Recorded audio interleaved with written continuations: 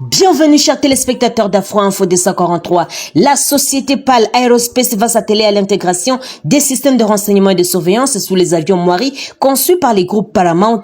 L'industriel sud-africain a reçu 2 commandes, 3 appareils destinés à l'armée mozambique et 6 pour l'armée congolaise. L'industriel sud-africain qui gère les licences d'export en matière d'armement a donné son feu vert à Paramount en milieu d'année 2022. Et ces appareils devraient renforcer les capacités de renseignement de l'armée au prise avec les 123.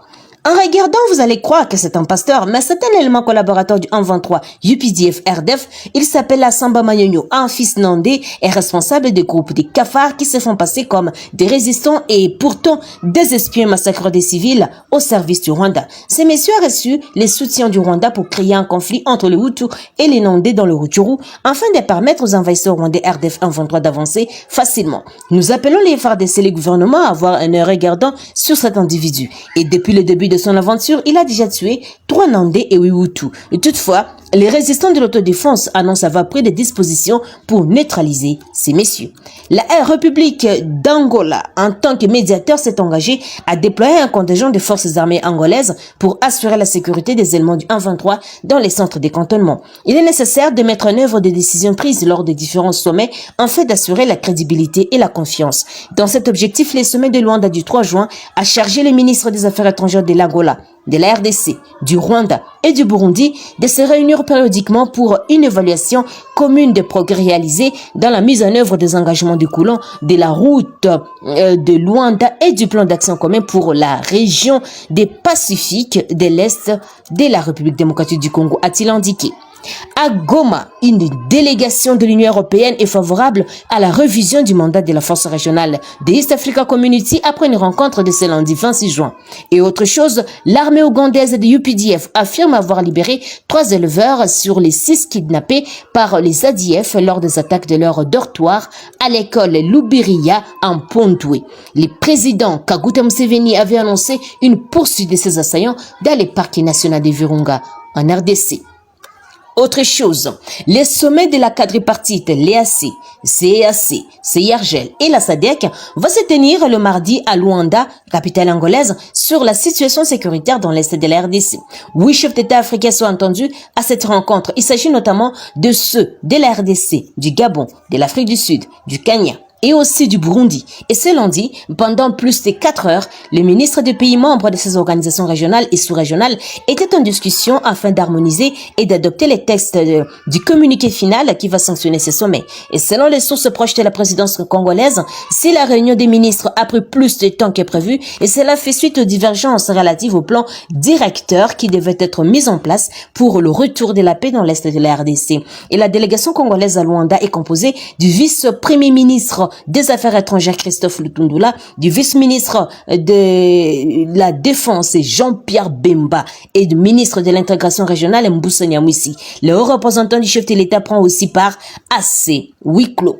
Autre chose, les États-Unis d'Amérique ont prévenu les gouvernements congolais sur le retrait annoncé de la mission onusienne en RDC d'ici fin 2023. C'est l'ambassadeur Robert Wood qui y a signifié la position de l'administration américaine lors d'une réunion du Conseil de sécurité de l'ONU le lundi 26 juin à New York. Selon l'administration Biden, l'importance de la mission de MONUSCO pour la RDC et la région au sens large est claire. C'est pourquoi les États-Unis sont préoccupés par l'appel croissant du gouvernement de la RDC à la mission de se retirer après les élections prévues pour décembre. Et comme nous l'avons dit à maintes reprises, la MONUSCO ne peut pas et ne devrait pas rester en RDC indéfiniment, a-t-il déclaré, tout en soulignant qu'il y a un large consensus sur le fait que le gouvernement de la RDC n'aura pas atteint les critères de référence qu'il a convenus comme condition minimale pour le retrait de la MONUSCO d'ici la fin de 2023. Les États-Unis estiment qu'un retrait précipité de la MONUSCO laisserait probablement un vide de sécurité que les autorités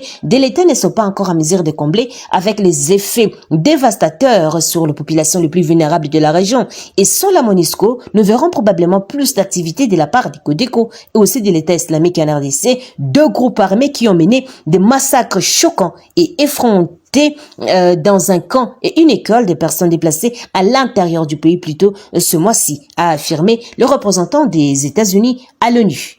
Alors que la crise humanitaire s'aggrave également en raison de cette violence continue qui a entraîné 1 million de personnes déplacées à l'intérieur du pays, une escalade épouvantable de la violence sexiste, y compris de violences sexuelles liées au conflit et d'immenses souffrances humaines, Robert Wood est convaincu que pour faire face à une situation aussi pressante et urgente, la RDC et la région des Grands Lacs ont besoin d'une volonté politique, d'un engagement dans les dialogues et une volonté de prendre des décisions difficiles et de poursuivre des réformes indispensables. Ils ont également besoin de la MONUSCO, a-t-il expliqué avant de saluer les mesures importantes prises par le gouvernement de la RDC afin de parvenir à une paix durable. Et nous nous engageons à faire en sorte que la MONUSCO puisse remplir son mandat de protection des civils et d'aider le gouvernement de la RDC à renforcer le principal institution de gouvernance, de justice et de sécurité.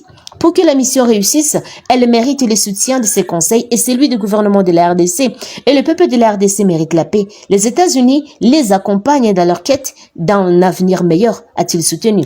Et dans cette perspective, les États-Unis ont félicité les rapports du gouvernement du Conseil de sécurité sur la gestion des armes et des munitions, lesquels fournira un aperçu précieux des capacités du gouvernement et permettra à la communauté internationale d'aider à la prévention du trafic et du détournement d'armes légères. Dirigeons-nous dans la province de l'Ituri où la nouvelle société civile congolaise alerte sur la disparition d'au moins 21 personnes dans la localité de Masiliko en territoire de Mombasa et le maître John Vuleviero, coordonnateur de cette structure en territoire de Mombasa, note que ces 21 personnes sont portées disparues depuis le week-end dernier, après le passage des ADF dans cette partie de l'Ituri. À part le village de Masiliko, cet acteur de la nouvelle société civile indique aussi que ces rebelles ont depuis samedi circulé sans être inquiétés dans les entités de Mania, mais aussi de Bengasuli, où ils ont tué 2 personnes et brûlé plusieurs maisons, poussant des milliers d'habitants à fuir encore une fois. Il martèle sur le fait que les forces armées de la RDC doivent mener des opérations militaires pouvant aboutir à la libération de ces personnes, mais aussi à leur sécurisation. L'administrateur assistant du territoire de Mombasa affirme à Actu30.cd que les efforts sont en train d'être fournis pour la protection de la population. Le colonel Maxime Chichimbi invite la population au calme et à la dénonciation de tout mouvement suspect dans leurs entités respectives. Terminons par cette nouvelle. Un élément des forces armées de la RDC du 3203e régiment a ôté la vie à son compagnon d'armes le lundi 26 juin 2023 au village Nzinga dans les secteurs de Rwenzori du territoire de Beni, nous sommes cette fois au Nord Kivu, et Kabela Mutombo a été fusillé par son compagnon d'armes suite à une dispute autour de la carte des services, révèle Meleki Moulala, qui est le responsable de la nouvelle société civile du Congo. Il déclare que cet élément qui a reçu 4 balles a succombé à la suite de ses blessures et ce meurtrier a pris fuite pour une destination inconnue. Et des sources militaires à Rwenzori confirment la nouvelle à Actu30.cd. Elle précise que les recherches ont déjà été amorcées afin de retrouver le fugitif, afin qu'il soit traduit en justice et aussi répondre de ces actes. Chers téléspectateurs d'Afro Info 243, merci à vous pour votre fidélité. N'oubliez pas de vous abonner, d'aimer, de partager et de nous laisser un commentaire, mais aussi activer la petite cloche de notification pour recevoir nos informations à temps réel. Je suis Santi Chisenga, depuis la province de l'Ituri, pour Afro Info 243. Portez-vous bien.